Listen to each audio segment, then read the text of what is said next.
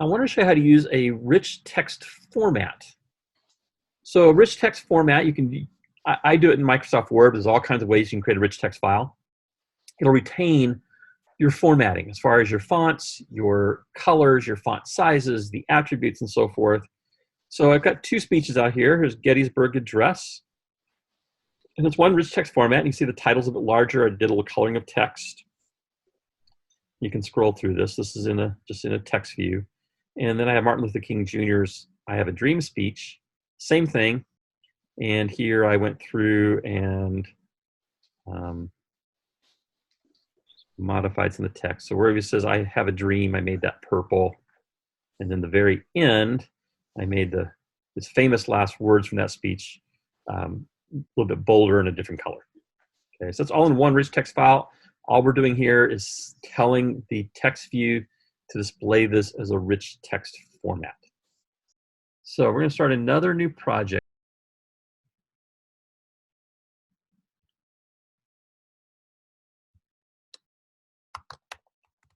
I'm just going to call it speeches. So we're going to talk about RTF.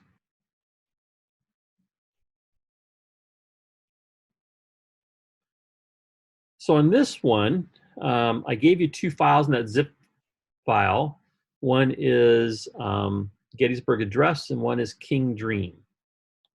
So we're going to add those in to our project. They are in a rich text format. So I'm just going to right click on my project folder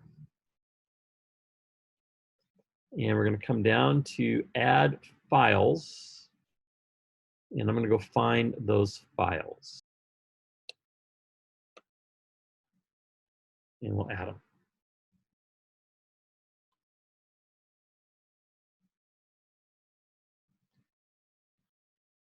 And then in our storyboard, by the way, this is also going to be a project you can turn in. I'm going to bring up my library. I'm going to add a label up here at the top.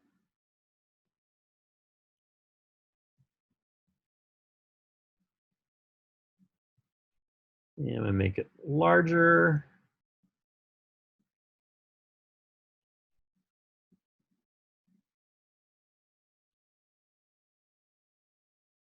And bold, and I want to center it.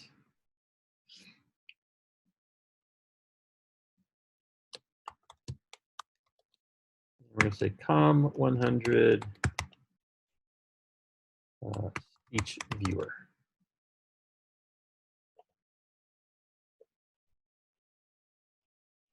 You can get any kind of type of title you want. You can call it famous speeches, whatever.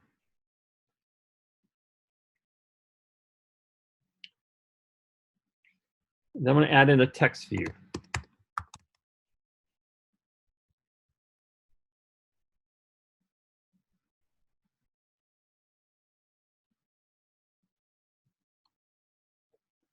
In the text view, I'm going to select the text and delete it. And I'm going to say click a button below to view a speech.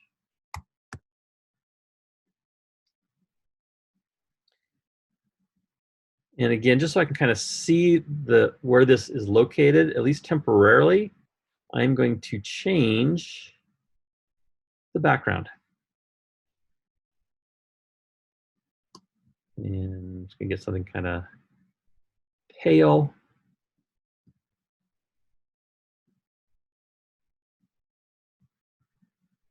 Okay.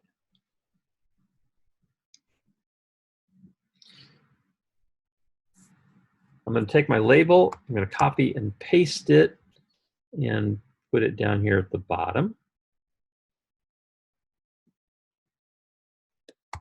And we'll change this to CIS 165 pipe CIS 265 SMCC.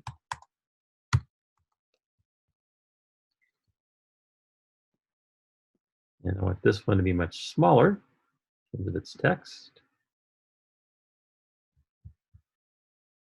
Maybe not that small. I'll go about 13.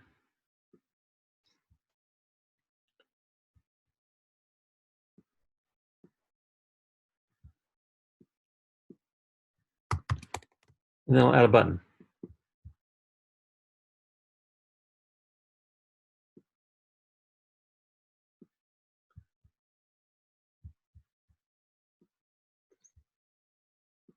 Stretch out the button, and my code here is going to be Gettysburg address, text I should say.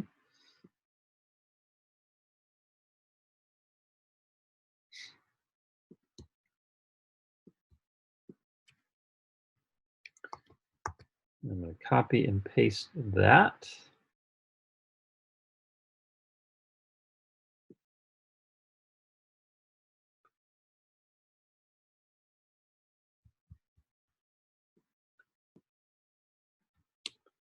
And this one will be I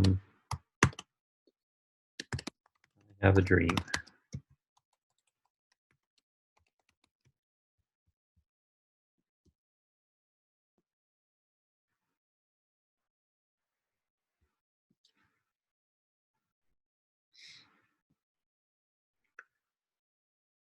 Now we can put all this in a stack view.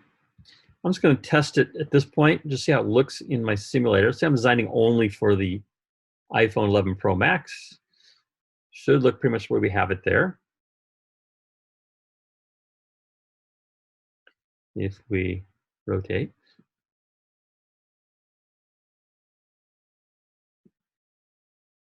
Okay, so that all looks okay. If you wanted to put this into a stack view, I'll show you how you can do that after the fact. So we can add a stack view. And I'd want a vertical stack view. So you can add it here just by dragging to the hierarchy, or you can put it on the page. I think it's easier to do it in the hierarchy. And I'd probably pin that then to all the way around. So I'm going to come over here and let's just do 0, 0, 0, and 0. And those should all be to the safe view. Oh.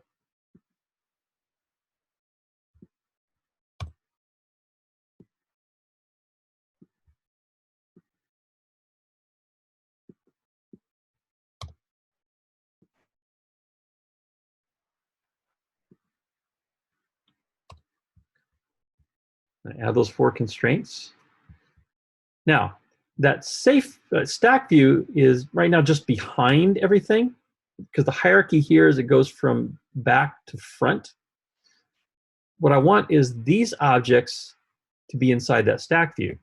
So what you can do is just simply copy, or actually not copy, select, and then I grab and I drag, and notice the little bar that comes across there. You can get it to come inside of that stack view. And when I let go, they're now embedded, and they're now in that stack view.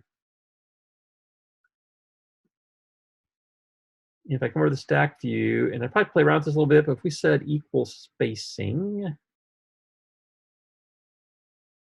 that actually works pretty well, other than my label up here jumped from down here to the top.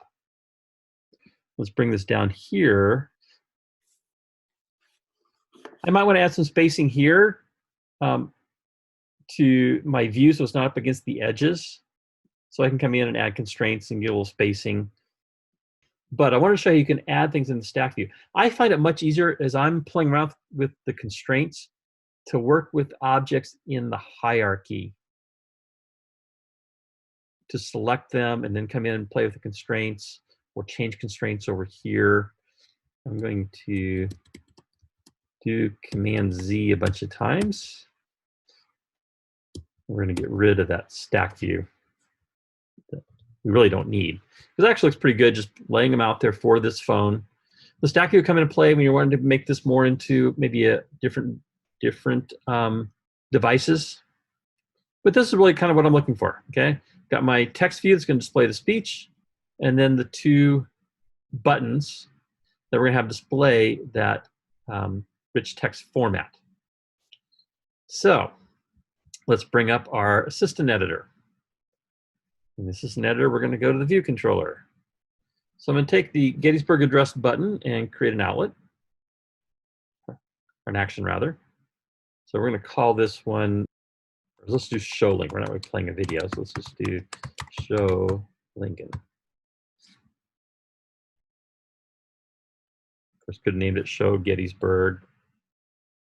I'm going to do the same thing with the second button. And here we'll call it show King. And it should be a UI button. Not that it really matters. I'm going to change this one to UI button. After, see, we didn't create the outlet here for our speech. We need to do that first. So I'm going to drag this over, and we're going to create an outlet, TV speech. TV for TextView.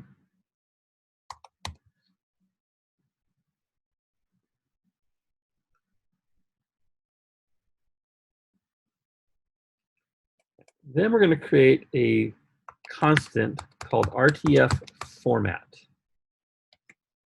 And this is where we can get a little bit hairy, make sure we get everything typed in correctly. I'm going to do some square brackets, and inside of those square brackets is NS attributed string dot document reading option key dot document type colon NS attributed string dot document type, oops, click the wrong thing, dot document type dot RTF.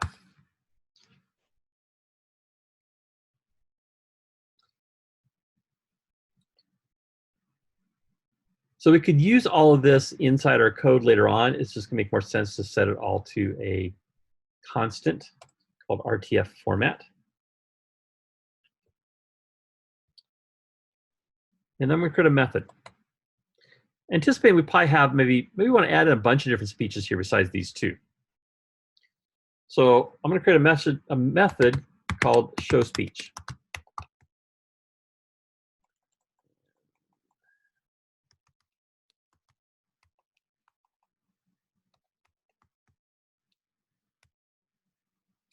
We're going to pass it RTF file name, the name of my parameter, and that's going to be a string.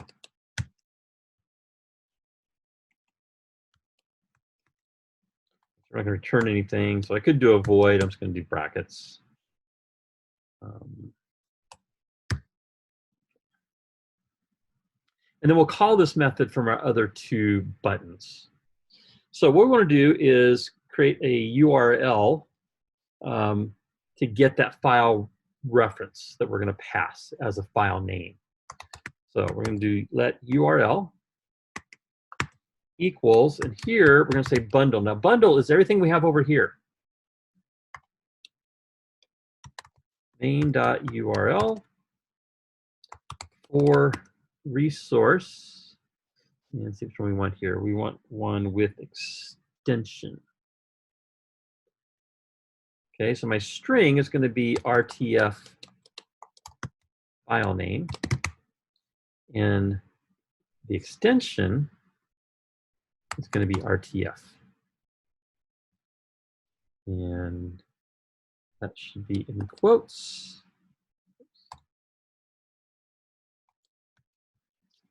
This is just a literal. Okay. I'm getting a warning, but I think it's probably because we haven't used URL. All right, so we're going to create let RTF string equals, we're going to do a try, NS mutable. And we want the mutable attributed string. So that's an old Objective-C routine. It requires a URL. And our URL in this case is going to just be URL. I'm always hesitant to name things the same thing as parameters, but it does keep them separated because of the colon, so it does work. Should maybe name this, my URL or something. And then we need options. Options. The RTF format. That's our reference up here to the constant we created. And I put a space in there, comma, document attributes. And that'll be nil. I'm not going to specify any attributes for the document.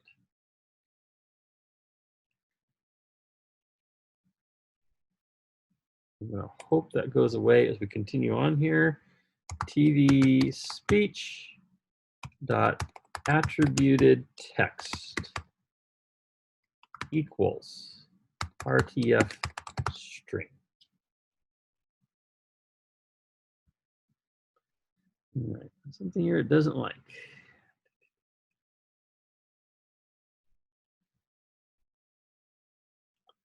I'm going to guess this probably was not a good thing to do, so let's change this to my URL.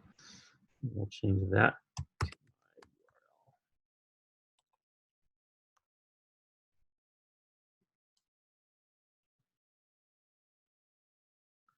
URL. And I got a capital P in speech.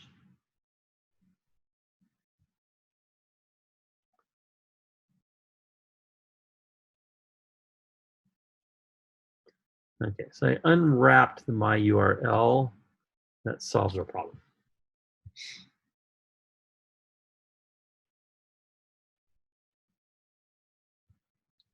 So now all I need to do in these two methods, or two button methods, is call that and pass it the string that I want it to play. Show speech. And we're going to pass it an RTF file name. And then our string, whatever the file name was over here in our hierarchy. So we had the Gettysburg Address. Now I need to specify the RTF, just the name of the file, and then I had King Dream. So the Gettysburg Address, in quotes. I'm just going to copy that and paste. And this one's going to be King Dream.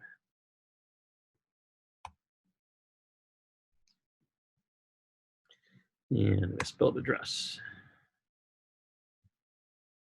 Okay, so that all looks good. I'm going to test. By the way, I tried to embed a picture in the RTF because normally, like in a Word document, you have a picture. It doesn't show up here. It strips it out. So there's the Gettysburg Address. Notice we're getting the different formatting. And then I have a dream. Same thing. And these are scrollable. So again, I have where he said I have a dream, or where I found it in a very quick search. Made that purple. And then changed the font size and color at the very end.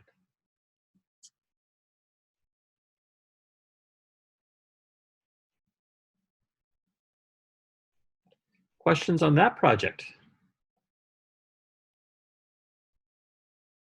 Nope. Okay. I have an error.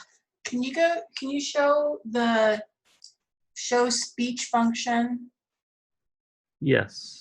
I got a fatal error. Unexpectedly found nil while unwrapping an optional value.